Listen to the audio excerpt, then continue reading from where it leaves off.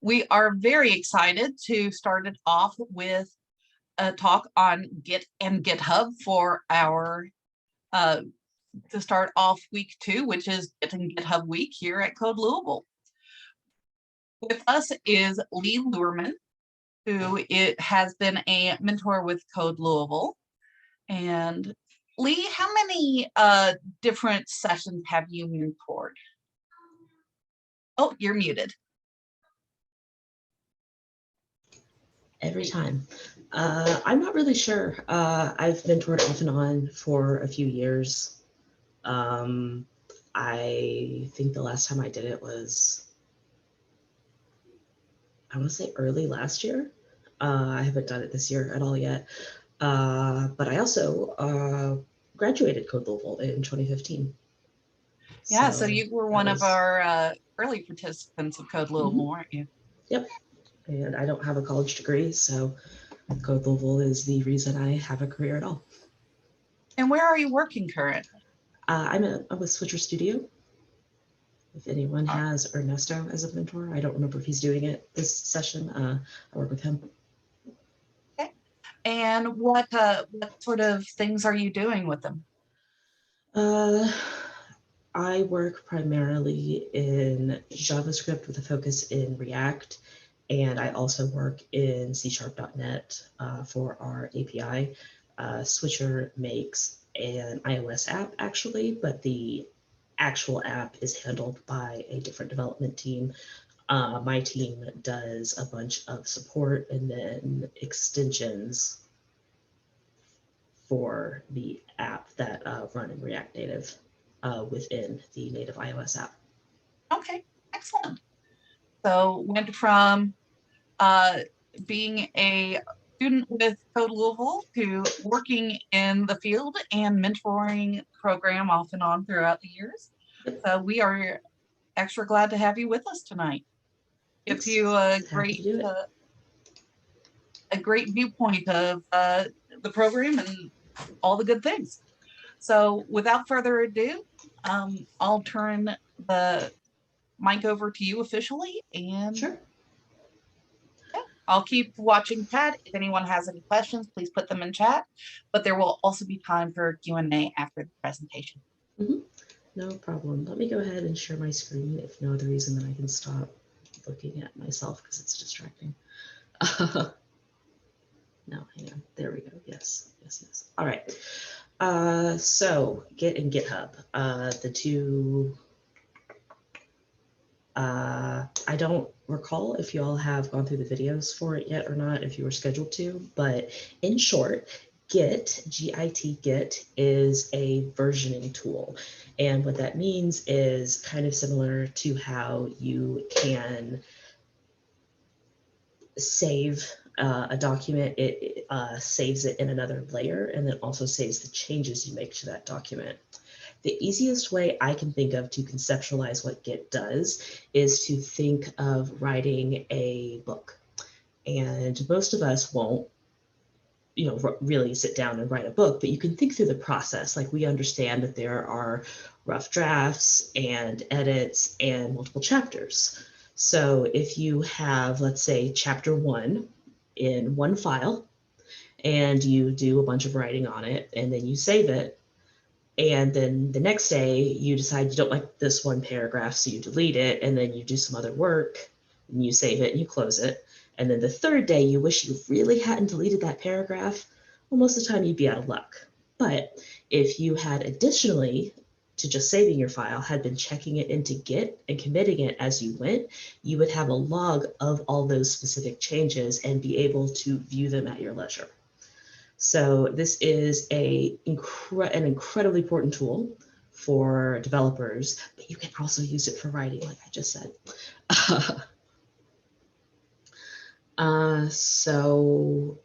And then GitHub itself is a website that allows you to store repositories, a repository being a instance of Git that's saved because you save Git in projects or repositories or repos. And the primarily reason for that is collaboration, so that you can work on a project with more than one person. But it's also for sharing your work. Like a lot of what you will, a lot of libraries and projects you will use, you will actually end up getting from GitHub or GitLab, which is another, I guess you could say, competitor to GitHub. So Git and GitHub are not the same thing.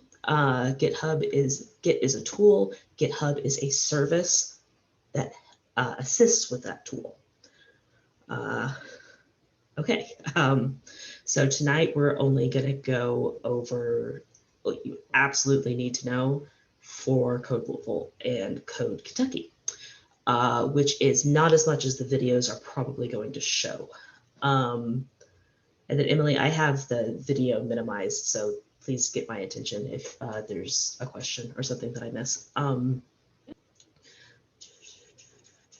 Okay, so the videos probably got into a bunch of stuff about branches and merging and pull requests or merge requests. They're the same thing. You don't need to worry about that. We're only going to do the basics of the basics, which is checking in, pushing to a remote repository. I guess we could do pulling, but you technically don't need to know that for this class, just to get used to the flow of using the command line and working with the basic Git flow. So to get started, we need some code. So you guys can see my screen, right? Yes, you have a very nice desktop background there. Thank you. So Visual Studio Code, mine's purple. And I'm just going to do something extremely simple. This here, the terminal, we could use, but I'm going to use Git Bash because that's probably what everyone has installed, so it looks a little more familiar. But in this case, I'm not in a edit document. This isn't going to be good practice HTML. It's just going to be bare bones.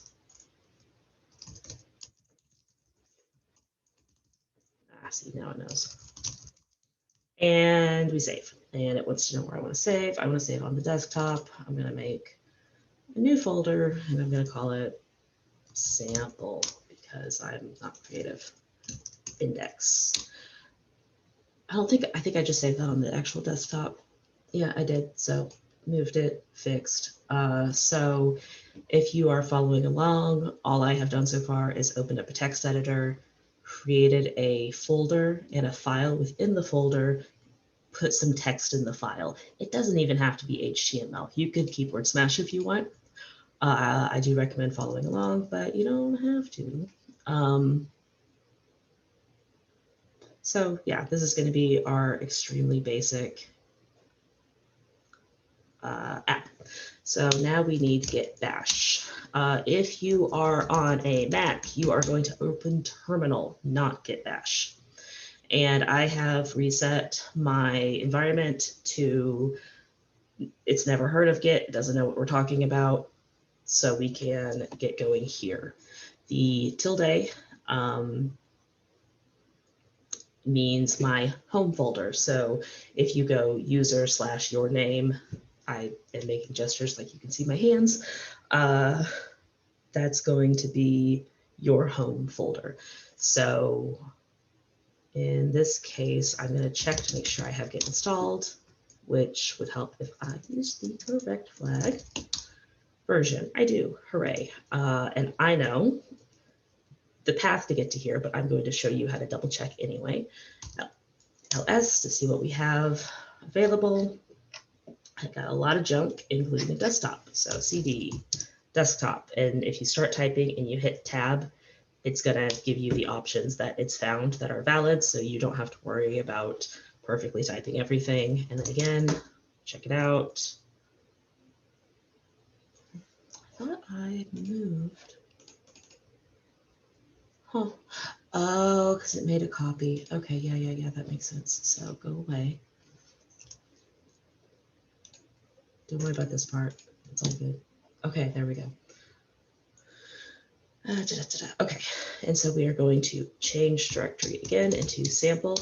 If you had named your folder with a space, you might have to put it in quotes. Make your life easy. Don't put spaces in your folder names for anything that you're going to do with coding. Similarly, how technically you don't have to name your HTML index.html. Make your life easier. Name the main file for your project index.html. It's what web servers expect. You don't have to do any extra configuration to get it to work, and it helps people know, that is where this app or website or project starts. That is where I want to go first. Okay, so now we are in the context of this folder. This, what we have right here, where it says /tilde/desktop.sample, is exactly the same as opening the folder in the file explorer here. So user/c users Leigh is the equivalent of tilde, basically. This is just one we have to communicate with it in a text format. And y'all seriously feel free to interrupt me with anything you need. So now we are going to make it a Git repository.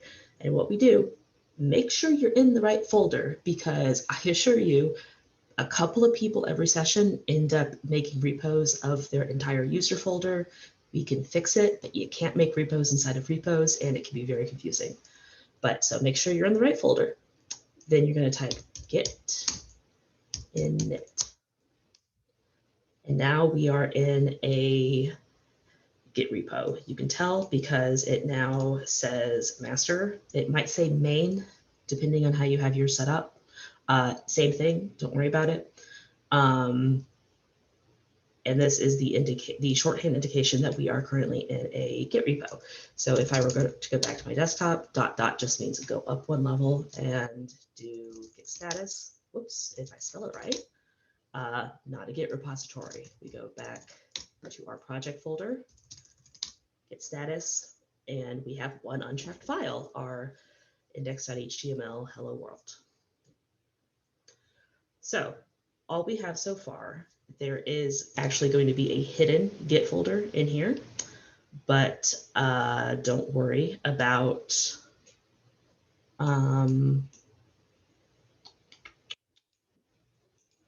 it in general. If you ever need to get rid of your Git repo, but you don't want to mess up your project, you delete that hidden .git folder, and it blows your history away. It unlinks everything. It's totally gone, and you can start over. Okay, so master or main is the default name for your main branch. You can have as many branches as you want in GitHub. I'm sure there's some theoretical limit, but I would not worry about what it is. You are not going to hit it. But in this case, we are only going to work in one branch. Chances are in your project, you are only going to be working in one branch. Just keep in, I guess you could think of it as the trunk. Just keep in mind that you can have branches, you can name them whatever you want. We're not going to get into them too much tonight, other than remember it's a thing that you can delve into later. So the first thing we need to do to start working this Git repository is to add our file to it, to tell Git, this is the file I want you to track. And there are a couple different ways to do this. You can do git add index.html. I like to do this. Dot is shorthand in your Git bash or your terminal for this folder right here, folder we are in right now, in this case, desktop sample. The reason you might not want to do that is if I had a second page that I wasn't ready to check in yet, but I had started working on it, then I would do git add index.html by itself. I could just run it. Yeah. I'm sorry to interrupt you. You mentioned, first of all, you mentioned make sure you're in the right folder. You create repo. Can you show how to make sure? Yeah, so in this case, if you are in your command prompt, or no, command prompt's not, your git bash, it's going to tell you the folder right here. After, this is just some extra floof for your computer name, don't worry about it. And so I am in home folder, which again is the equivalent of C users Leigh on my computer, because that's my user. And then I am on the desktop, and then I am in the sample folder. Okay. And so seeing this in your git bash is exactly the same as having the sample folder open in File Explorer right here. Okay, thanks. No problem. We have added, okay. And yes, you add files technically separately because you might theoretically need to add. So let's say you started on chapter 2, but you're not ready to check it in yet. Then you would only add chapter 1. Now you commit, and this is when you do the secondary saving for Git or commit to a check-in. And so to do that, it's git commit. If you hit enter now, it's going to bring up Vim, which is a word editor within your command prompt. But I'm lazy, and so I add an extra flag, -m, which is short for message. And then you give it a string, which is anything within quotes, initial commit. Or you can do it like I have to do for work and add the project number to all the, or task number to all the commits, but that's just, don't worry about that. Initial commit. Right. I forgot a very important step because I reset my environment completely back. Okay, so git config list. Oh, don't need all that. Okay, so we're gonna, you have to tell Git who you are. So it can, because every commit you make is signed. And this is how, when you work collaboratively, they know how to track different things. And so it gives us the commands right here. So if you tried to run commit and it yelled at you, like it did to me, then you just go and follow the commands. So git config. The global flag is going to make this change for any repo we make on this computer. If you do not include the global flag, it will only count for the repo you are currently working in. There are sometimes reasons to do that if you're working under a different account for some reason, or if you're working under a pseudonym. But for the most part, you just user.email. This must be the email you used for GitHub. Because GitHub uses this information to tie things together. That's just my GitHub email. Cool. Name. The specifics of this don't matter, but again, they keep your name. And should be good. I'll wait a second in case anyone else ran into that issue. And I think I do this to check. Yeah, here we go. And then when you do git config -- list, it will show your information in there this time. Okay. Now let's commit again. I did this, but I did not tell you what I was doing. If you hit up on your keyboard, it will scroll through the last few commands you have done.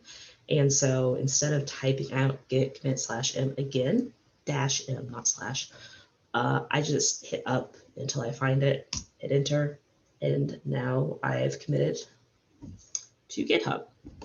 No, to Git, told a lie, not GitHub. We haven't touched GitHub yet. I'm sorry.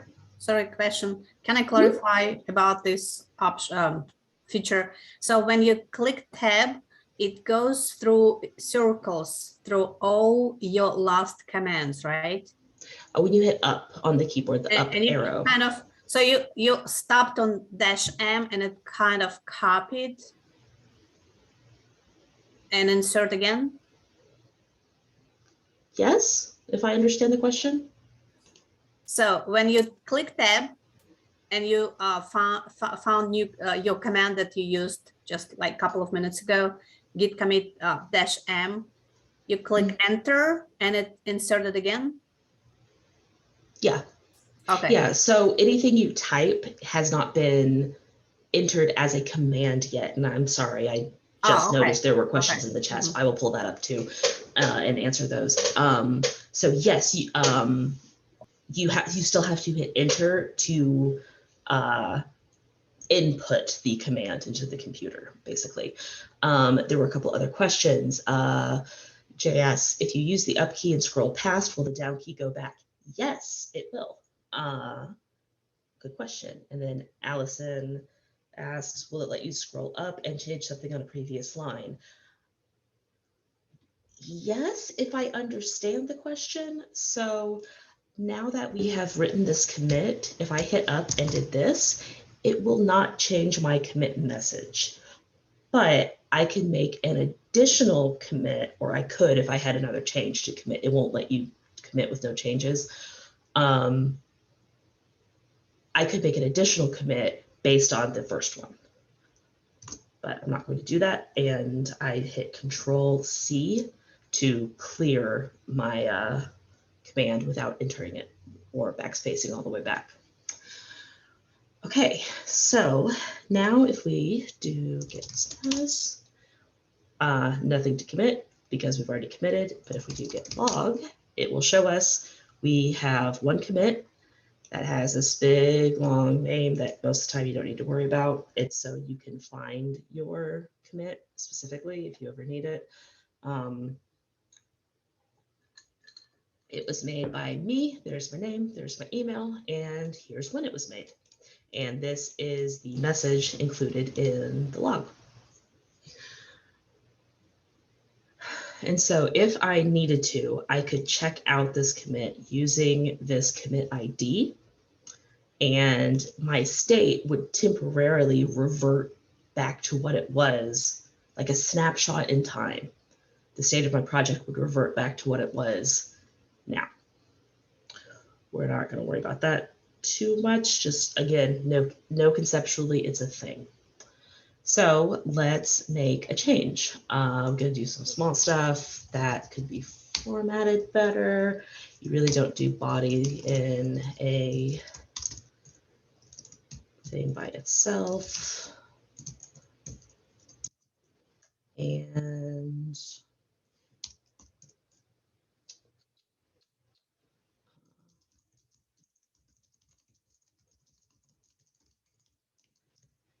add another line. So of course, if we were to open this in Firefox, it would show as kind of expected, but that doesn't much matter. So now if we go back into Git Bash and do git status, we have changes to index.html. And it also knows that git diff will show us the differences between the state of our project now and what it was before we made those changes. So Git works through deleting and adding lines. So in this case, we no longer have the head and title all in one line. It has been quote unquote deleted. Yes, this is being recorded. And instead we have 3 lines that split it up. And then instead of just plain hello world, we have added a section with 2 p tags and a note about my dog. So in this case, we are going to do the same thing again, git add dot, which again, everything in this folder right here. You do not have to do git status in between every command. I just like to sometimes because I like to double check things. Git commit -m, and my message is going to be added without espresso. Hooray. Okay, so now we have 2 commits. And git log, it shows your commits from most recent to oldest. All right, so let's take it to GitHub. Now, used to be that you could stroll onto GitHub and throw things up here just by using your GitHub password. That is no longer possible. You absolutely have to use an SSH key. SSH stands for Secure Shell. And I will be completely honest with you, every single time I have ever had to make an SSH key, I've had to look up how to do it. I have the commands in a notepad here saved for tonight. There is never any shame in looking something up. That's why it's much more important to know that something is possible conceptually than it is to remember exactly how to do it word for word. Yes, but I'd have to look it up because I don't remember what cached. Sorry, let me actually read it out loud. Jinya asks, can you at some point tell us about the command -cached? Yes, but I'd have to look it up because it's not something I use every day. And so while I know that that is a flag that Git uses, I don't remember what it does. Because there's things like that a lot in software development, is you remember that something exists or you remember roughly what it does, but for the specifics, you got to look it up. So we'll get back to that and we'll go look it up. So you want to go to github.com, log in if you are not already. And once you are logged in, you're going to click on yourself, on your icon, and go down to settings. Once you're in settings, we're going to go to SSH and GPG keys. All right. So I'm going to do SSH key, and this does not actually generate an SSH key for us. This is where we are going to have to put the key in so GitHub knows what it is. And SSH keys come in 2 pieces. There is a public key and a private key. The private key is something that your computer keeps and holds onto. It's the secret. And the public key is the one that you give out to other things. And so we are going to give GitHub our public key. And that is what and then GitHub can use that to talk to our computer, and our computer can say, yes, you have the other half of my key. And GitHub is like, oh, yes, you have the other half of the key, but they don't actually see the other half. And that's kind of what makes it a secure handshake. Okay, so we are going to go back into Git Bash. And this part is gonna get a little complicated. Sorry, there's no way around it. First command we're gonna run is that first one up there. Can I make this bigger? Yes, I can. Now, of course, when it says my email address, do not put my email address in, use your own. SSH key gen and ED25519 is the algorithm we are using to generate one. The very specifics of how every part of this works, don't worry about it tonight. Just this is something cool that you can look more into later. For now, we just need to know that it works, that it is a thing. It wants to know where to save it. So you guys can just hit enter here and it's going to add it into this default location. I need to name it something different because I already have a key named that there. So .sh means, of course, that it is a hidden folder in your main folder. So again, in that tilde folder, /GitHub secret. If you enter a password, password, you have to enter the password every time you use the SSH key. It is a good idea. It's super secure. I'm not going to do it because I'm lazy and I'm not going to use this for anything interesting. And we now have an SSH key. But where is it? Let's go back to our home folder. Remember, we can do that by doing change directory space tilde at any time. And then from there, we are going to go into the .ssh folder. And even if you can't see this folder in File Explorer, it will be there after running this command. So here we have, and I'm actually going to open this one in File Explorer. So in this case, we have GitHub secret. This is my private key that we just made, and this is the public key that we just made. And this is the one we want to open. Yes, yes. Oh, that's not what I want. I want to open you. I want to actually see your guts. Come on.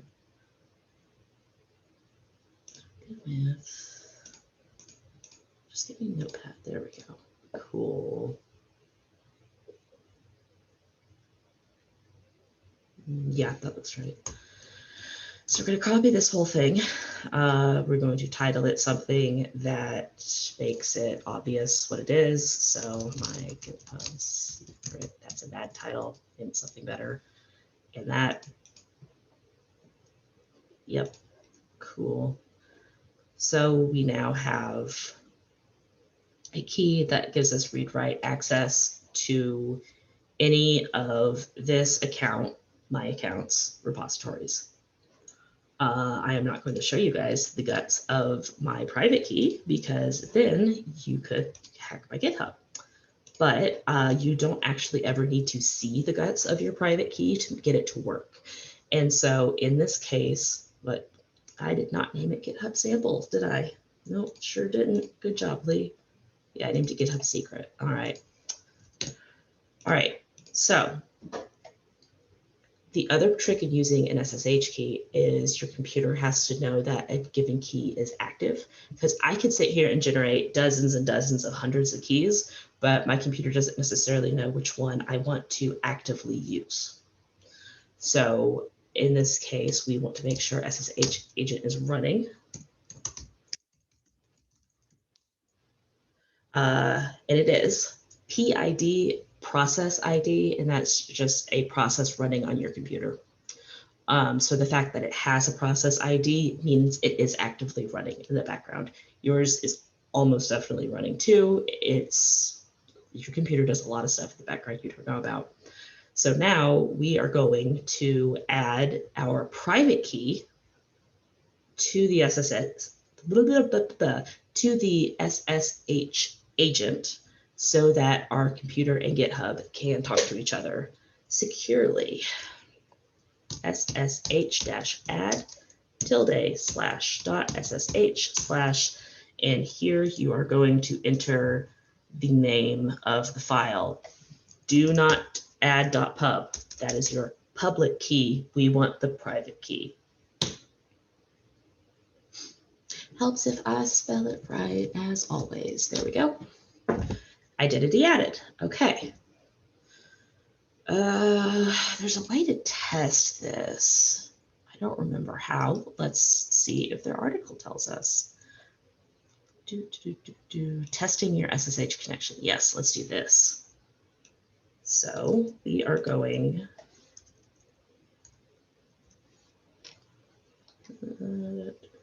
Okay.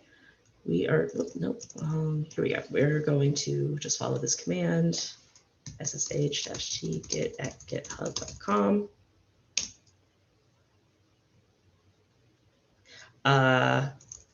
Yes, yes, it's okay. We're just saying it. The fingerprint is the public key that we gave it. We are just saying it. Yes, I am aware that this host has the other half of my key. So, okay. GitHub does not provide shell access. That means you can't talk directly to GitHub. With this, you have to, through the shell, you have to use the Git commands to do any talking. That's okay. That was a lot. So all I'm going to do right now is go back to, excuse me, our sample folder on the desktop, and I'm going to wait a minute because I would be surprised if no one has questions.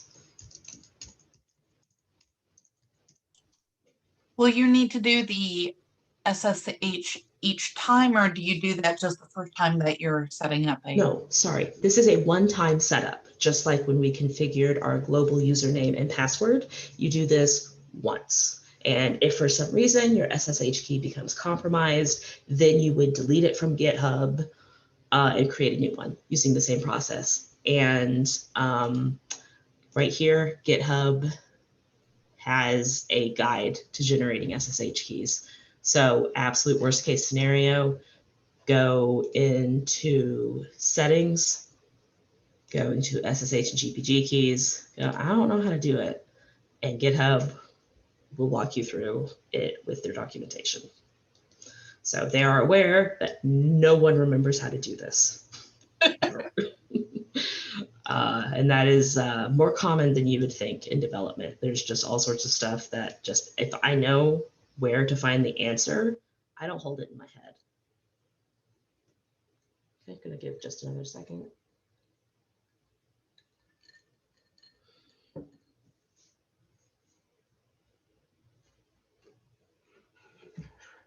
The main benefit of this is if, let's say, that you use the same password for GitHub you do as your email. You should not do that, but let's say you do. And your password and email combination get caught up in a data breach. Theoretically, if GitHub was still allowing password verification, anyone with your password could do anything with your GitHub account. Now, as it stands, they could log into your GitHub account and they could do a lot of damage. Again, you should also have two-factor authentication turned on, but that's a different topic. But they could not push any changes to your repos because they do not have the private key for your SSH secret. Only you have that. And if for some reason you needed to do work on another computer, you either would need to generate an additional SSH key that you log with GitHub, because you can have more than one, there's no problem with that, or you would need to copy your private key onto that additional computer and initialize it with the SSH agent on that computer. Okay, we're ready to push a repo. This is a lot more complicated. The last time I did it, we could still do passwords and it was a lot easier. So there are two ways to make repositories on GitHub, Git and GitHub. One is repo first, the other is GitHub first. I always do repo first, and all that means is you create your repo on your computer, just like we did. But you can theoretically start it on GitHub, and GitHub gives you instructions for both. So just a heads up. So we are going to hit new and get this screen. It has to have a name, in this case, GitHub sample. I am not going to bother with a description. Public is fine. For our purposes, it is, but not, let me configure it. The one I used was the one you just used. Oh, okay. Good deal. Thanks, Darren. Darren has a quick note in the chat with a problem he ran into, but following along with the GitHub documentation to check the key, sorted it out. So can fall back on that. Real quick note, it is very important that you do not check this box when you start by creating a repository on your computer. Because if you check this box, the repository on GitHub and the repository on your computer will have different histories. And that is a pain to reconcile. Just leave it unchecked. And we're going to hit create repository. And then we have a question. Allison asks, too many arguments.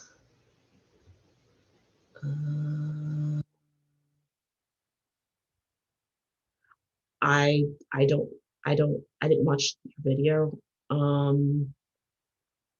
So the one thing I see is you don't have a space between your Allison asks, do you have a suggestion for the too many arguments error? It did that when I entered the SSH keygen TRSA as we were directed in the video.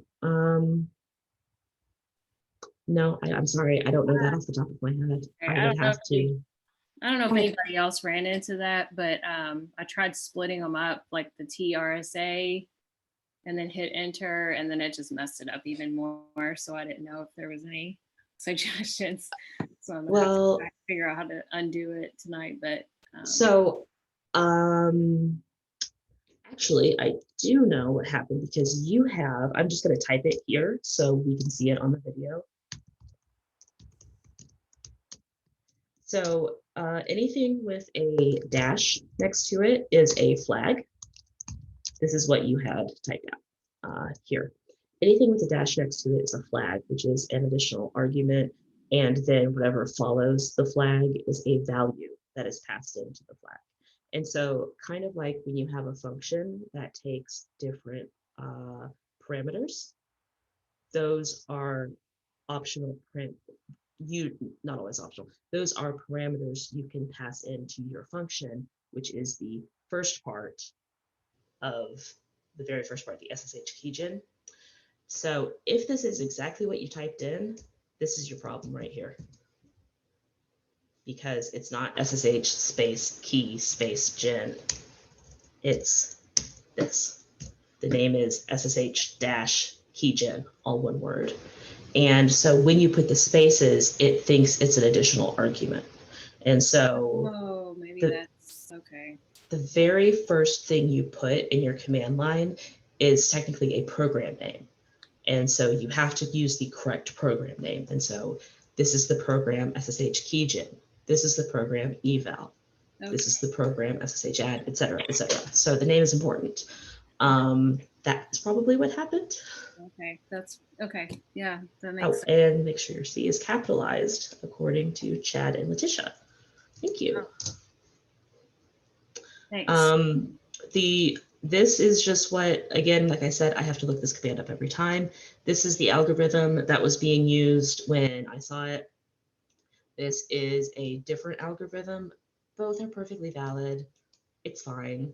What Pluralsight told you to, this one that Pluralsight told you to do, A-okay. Don't worry about this being different. It's just a different way of generating the same type of tool. Okay, so moving on to, let's make this a little bigger because I know my screen is huge and that makes my text tiny.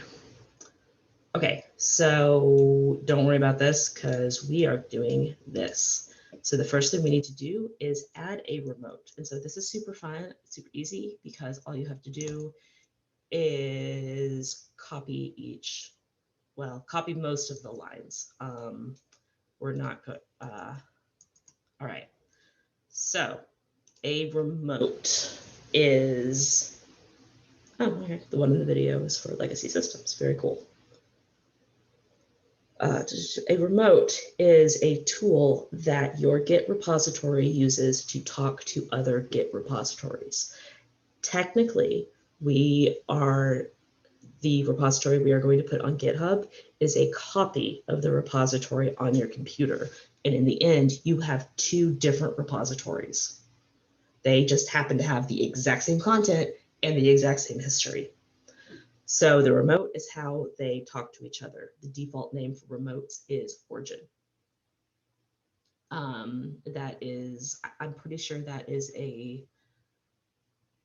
what is the word? Where you don't technically have to do something, but it's what everyone does. There's a word for that I'm blanking on, but that is the conventional, yes, thank you. That is the conventional name for remotes. So think of remote kind of like an email address. It's nothing like an email address, but just for the sake of the metaphor, let's pretend like it is.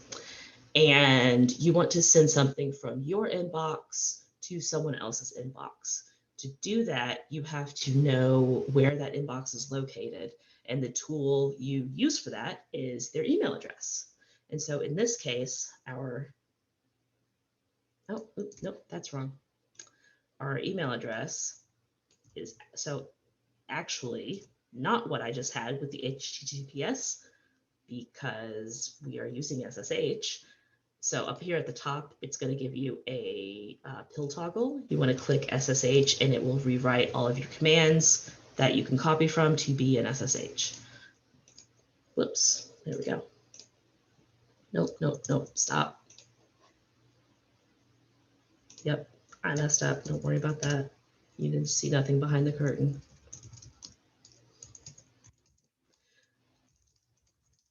Okie dokie, all good. All right, so git remote, add origin, and then the path to your Git repository. That is this command right here. And then you hit enter. If you want to verify that you have made the remote, git remote -v. Yes, okay. Technically it made 2. Don't worry about what the differences are here. It does not matter for this class. All right, now the next 2 commands are changing the main branch to be called main instead of master. But because I already have content on branch master and I don't want to get into switching branches and confusing all y'all, don't mind that. Just do git push -u. -u stands for upstream, origin master. So what we are doing is we are pushing our content out from our first repository into the GitHub repository. Again, I'm making gestures like you can see me. Similarly, there is a pull command that does exactly what you might think, and it pulls content down from a remote repository into your own. The -u stands for upstream, and the shorthand of this is saying, when I do other push commands in the future, I want to use this remote and on this branch. It's going to let you do a shorthand. It is optional. You do not have to do -u.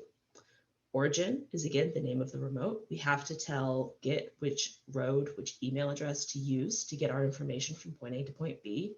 And master is the name of the branch. This is the branch we are pushing into.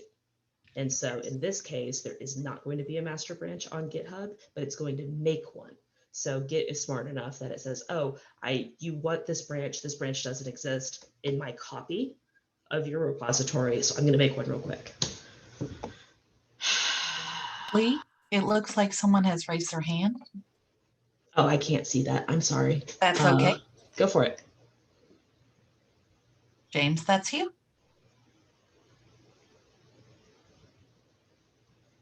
Content up to the GitHub from Git Bash. So when you go to push content, I realize I work with Visual Studio IDE, not the Visual Studio Code, the editor. I know when you go type code into Git Bash, it'll open up the editor to edit code. When you're in the IDE, does Git Bash automatically tell you when I've updated my project in the IDE? It's hard for me to explain. Will it tell me when I update and control save my project? Will it let me know in Git Bash, hey, you have new content in your project? When you do Git status, because that's how it tracks, because it does not care what you are using to edit your code. Okay. It cares when the file has been changed. Okay. I was kind of curious at first because I kind of figured that's how it would work. Because I know that when you go to code or hit, type in code and type the file name and it'll open up your editor, but it didn't do that option for your IDE. And I was kind of wondering if it's just when you are working in your project and you hit save and it just updates in the file explorer and then it'll update in Git Bash. Yep. It cares. Yeah, it cares about the files. It doesn't care what program. You could use Notepad. Don't use Notepad, but you could totally use Notepad, and it would still track the same. And the way to check to see if something has changed is Git status. I am not actually sure why this didn't work. Probably. Thank you so much for answering my question. Yeah, no problem. probably something I did wrong with. So let's go. And I don't have to go. I use DuckDuckGo by default, but we're just going to use Google at this time. So what was the error I got again? What did I do wrong? I did something wrong. Bloop.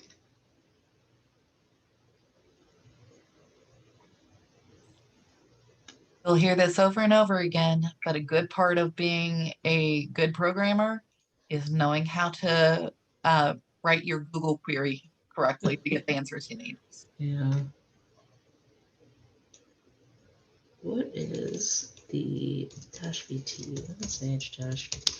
So I trust this enough that I could just copy this answer and run it, but I'm going to like not do that. Oh no, I won't this time. Yes. Oh, you're getting confused because you have Git. Scared hell.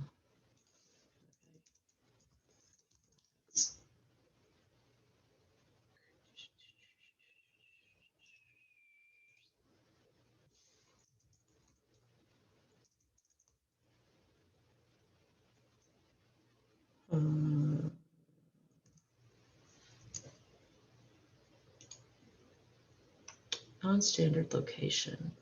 In this case, I did not use the default file name. Ha, that's what's wrong. Okay. The solution. This is a huge pain. I'm not going to do all that. I'm just going to rename the key, and I'm going to make a backup of my actual key. You probably don't have to do this part. Sorry that I have to, but so it wants the default name. That's why it doesn't like it.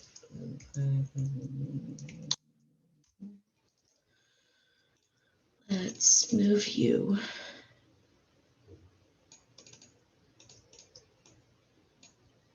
Cool. And then I'm going to restart my Git bash. And then I probably, yeah, I'm gonna need to do this.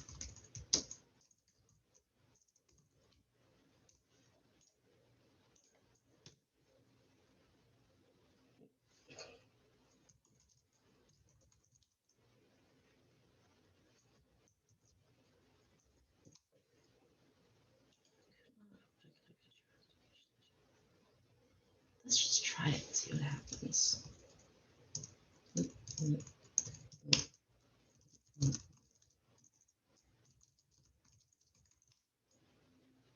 Aha, okay, yep. So if hopefully everyone just, when I typed in something different, everyone else just hit enter. And if you did, you will not have this problem. But if you did have the problem, just to rehash what I did to fix it, is the default name is this, because that is the ID underscore ED25519, because that is the algorithm I use to generate my SSH key. So instead of hacking around with config files and making a bunch of changes that I'm not going to remember what I did anytime, I just renamed it to the default. I made a backup of my actual key that I use for other stuff and tried it again, and we're good. Another thing is anytime you do command not found. Rachel, do me a favor and type this command, git -- version.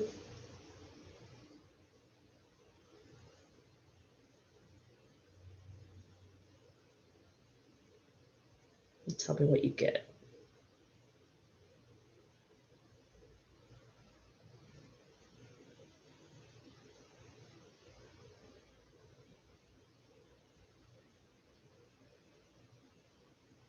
Okay, so you do have git push -u origin master.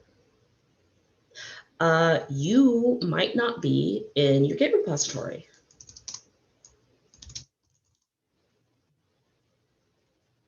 although that wasn't command not found, but make sure you are, I suppose. We're going to keep going through because we're getting close to 7, but I have time. I can hang on the line and talk. Okay, so now that we have pushed, you refresh the screen, and there is our index.html file. Huzzah. And if we were to make another change, I love my dog. Then we go back to our git bash. Git status is different. Git diff. We see I've added 1 line. We add it. We commit it.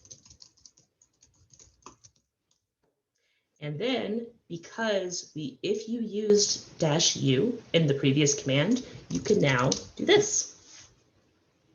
If you did not, you will have to do git push origin master again. Either way is totally fine. This is just shorthand. And knowing that, we refresh again, and our most recent commit is this one.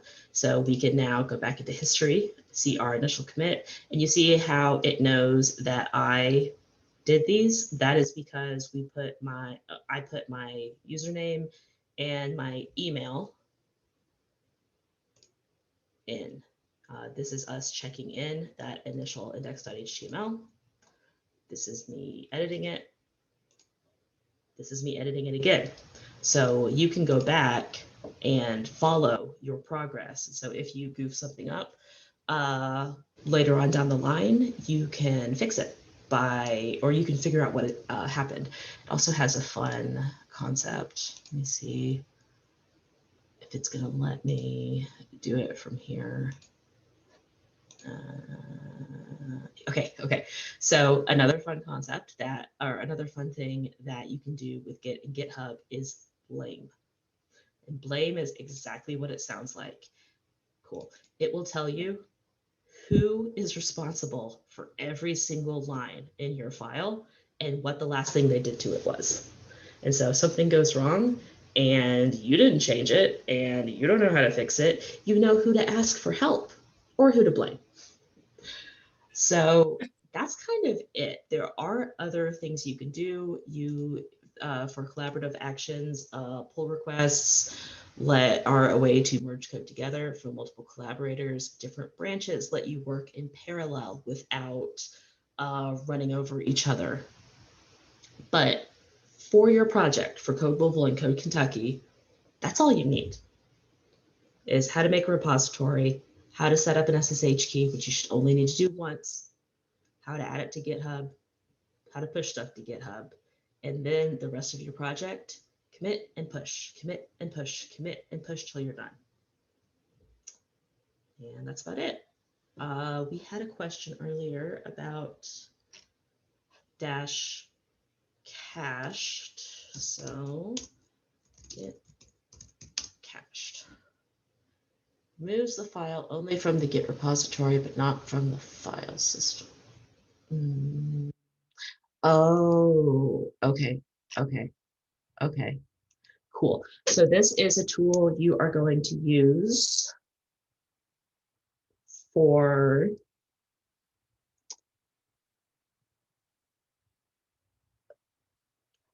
yes. So this is the tool you're going to use if you accidentally stage something. Staging is when you git add. After this command is entered, anything that shows up in green in git status, which of course we don't currently have anything, is considered staged. But if you don't want it, the opposite of add is remove, or RM for short.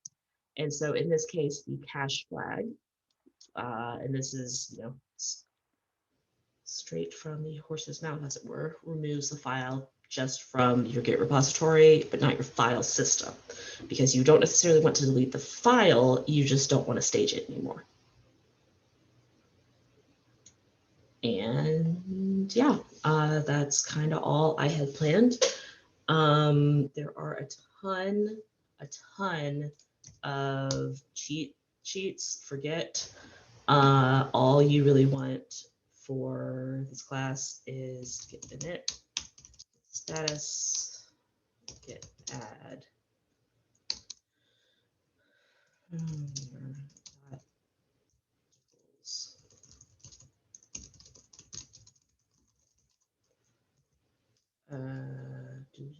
get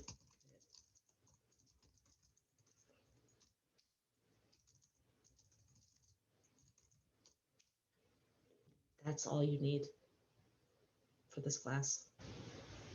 Those are the commands that matter. There's a ton more you can do with Git. It is an extremely powerful tool.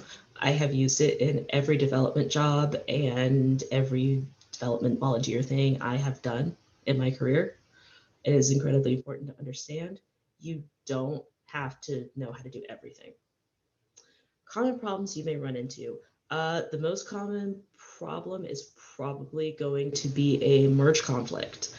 Let's make one. So a merge conflict happens when the history of the repository you have and the history of the repository you're trying to push to don't match. And you can edit directly in GitHub. I don't recommend it.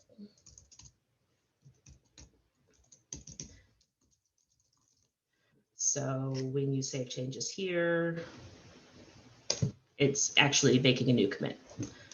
Cool. So now I'm going to go here, and you see we do not have these changes. The fetch command, James asks, is this the point of the fetch command? The fetch command gets the metadata from a remote repository, so it knows which branches have been added, if there are any new commits, so on and so forth. It doesn't necessarily permit merge. It doesn't prevent merge conflicts because it doesn't actually pull your changes down, correct? So in this case, again, we have not pulled anything. Pushing got us into GitHub. Pulling is how we bring stuff down. So in this case, we're going to do this.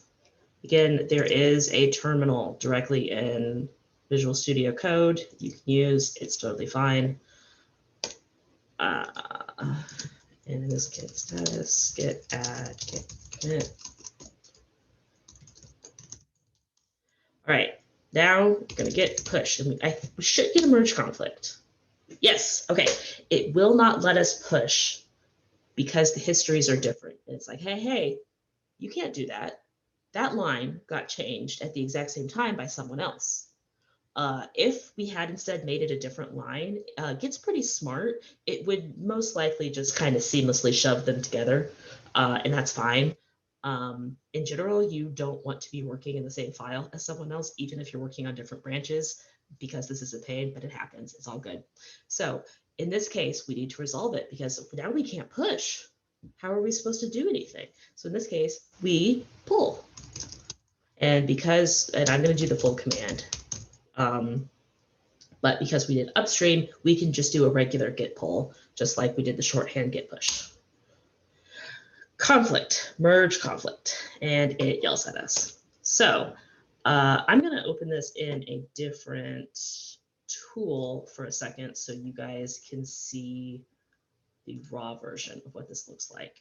So these are merge conflict markers. This is junk that Git adds in to say like, hey, these are the two changes that I have to this line. Which one do you want? I don't know what to do with it. I'm not smart enough to merge these two lines together. Please tell me what to do. Tools like Visual Studio and Visual Studio Code have these awesome, nice little things where you can just click and it will resolve stuff for you and you don't have to change a bunch of things. And in this case, I'm going to accept the incoming change, which is the change from GitHub, because I spelled yes wrong in the current change. And now we need to make a new commit. So do I have to add it for? Yes, okay. So we do the same thing. And you'll also see it has a merging marker here. And I almost always just name these merge commit, which just says, hey, I shoved some stuff together, heads up. And now we can push because we have told Git do this when you see this conflict, and the commit is saying, yes, we. Oh, except I'm a ding dong. Don't mind me. Okay, I fixed it. I accidentally merged the commit markers. All right. So now we go back, and the history is going to look a bit different. So the history is, okay. So this is the state we were at when we last pushed from our computer to GitHub. Then we made a change within GitHub. We attempted to make this change from our computer and push it. So it still exists in our history, but it was unsuccessful because there was a conflict. And then of course I goofed, and this is what it will actually look like. This is the change we ended up with. We got rid of the markers, and this is our current stats. And now our conflict is resolved, and we can move forward. In general, I would recommend, especially for your project, don't make changes in GitHub. Don't upload files directly to GitHub. Make all of your changes on your computer, and your life will be so much easier. Okay, is there anything else?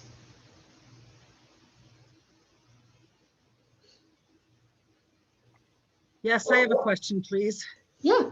Way back when you were doing the SSH key, I haven't gotten that far yet in setting up the GitHub. I was doing it today. Okay. And I noticed somebody said that the video that we're watching is for legacy systems. Uh-huh. And since I downloaded Git today, or GitHub, is that going to be the wrong SSH key for me to set up? Either one should work. I wouldn't worry about it. The difference is the algorithm it uses to generate an SSH key and which system your computer uses in the background to run it. It really doesn't matter. The ED25519 is the newer one and the one I would recommend. But Okay, so can you say that? Can you type that or? Oh, say yes, it yes. so I'm that so sorry. Yeah, hang Yeah. on. Let me. I'm just gonna Actually, jot a I note can't. down. I need to look it up. Oh, okay. Yeah, because they said they were having problems with it and it wasn't working. So I don't want to repeat that since I haven't done it yet. I don't want to repeat it and have a problem and not know what my alternate is. Sure. Of course, not a problem.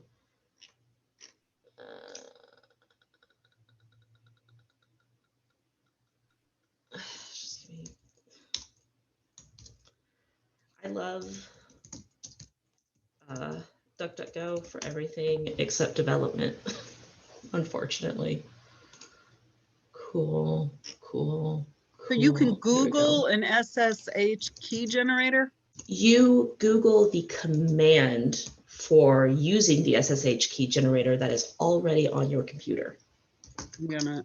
So I see, okay, yeah, what was that? This that I have highlighted right here. Wait, I know what I have to do. I have to move. If you give me a second, I'm gonna move. Sure. Way, and I'm just gonna take a picture of it. That works. Yeah, because that way I don't have to write it all. Now you should only have to do this once, really. And as you just saw, I don't remember these commands. Yes, it is also, thank you, Darren. It is also in the GitHub documentation. If you okay, that was the other thing. What is the GitHub documentation? I'm sorry, I haven't quite, I'm playing catch up. It's okay. Let's go. So the easiest, I mean, there are other ways to get there, but the way I just know off the top of my head is we go to Profile, Settings, SSH and GPG keys. Check out our guide to generating SSH keys. Okay, there we go. This is GitHub Docs. Oh, here, easy, docs.github.com. That's what? And that is GitHub's documentation, just everything you can do kind of at a glance with it. This is going to walk you through what we did So tonight. you Googled GitHub documentation and this is what came up? No, I got to it through, correct, Allison, the ED255. That is not specific to me. That is shorthand for an algorithm used to create SSH keys. You could totally, Maureen, sorry, Oh, I I'm see it. Somebody just wrote it down there. I'm gonna Yes. take a picture of that too. You could absolutely Google GitHub documentation. I'm sure it will come up, but docs.google.com, docs.github.com, words, is pretty straightforward. Leigh, it's Don. Hey, We can also, if this helps everyone, we can put together kind of a notes from Leigh's talk. When the video goes out tomorrow, we can put that in with the email that'll go out or the Slack message that'll go out with the recording. Notes are a wonderful, lovely thing, and I'd really appreciate that. cool. Sounds great. Thank you. Just to, so that everybody Yeah. doesn't worry about trying to copy and paste everything right this second. Yeah, I know we've moved kind of Okay. fast tonight. So don't worry if you didn't catch up. We did Thanks. record it. I'm not mentoring this session, but I am on Slack. So you can at me and I'll see it and I can help you out. Anything else?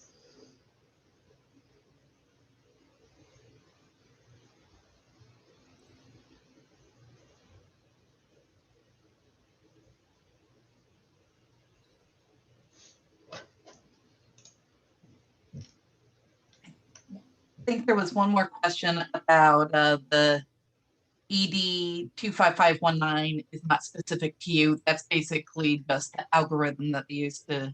Correct. Yeah, Get- that's not specific to me. The only part of that command that was specific to me, and here's the command, the only part that was specific to me was the email address. And I know this is a lot of stuff that we go over, but I promise you guys that it's really, once you start using it, you'll just be doing the same 3 commands over and Mhm. over again. So you'll Yeah. get really used to it. Do not wait until the very last week to set up Git in GitHub and commit your changes. I don't care if you do like 1 line a week until the very end and then you do a bunch. Commit at least once a week. You will get used to it faster than you think. Have a cheat sheet up while you do it. Use any handicap you need. Seriously. I haven't stopped using them and I've been working in this for 7 years. But you won't remember it if you don't do it. And it is not something you can push off till the end. Every session, there is someone who scrambles because they thought they could do that. And then they run into a big setup problem and they waited until the Thursday before projects were due and no mentors were available because we work too. So don't wait, do it now, ask questions early, they'll be okay. It's not as scary as it looks once you get into it. That's all I got, unless anyone else has a question. Well, thank you so very much. This has been very informative and a good way of just seeing that it can be done. And even if you make a mistake in the middle of it, you can fix it. Yep. So that's a big part of it as well. So thank you all for joining us tonight. Next week, next Monday, we are having a developer panel put on by Code Kentucky. That one is going to start at 7 o'clock. You can register for that same link. It's in the Tech Events channel as well as the CL Announcements channel. And I'll be posting a reminder on those probably tomorrow. So please join us for that. I'll be talking to a few different developers about how they got into the industry. So thank you all very much and have a good rest of your evening. Thanks. Thanks.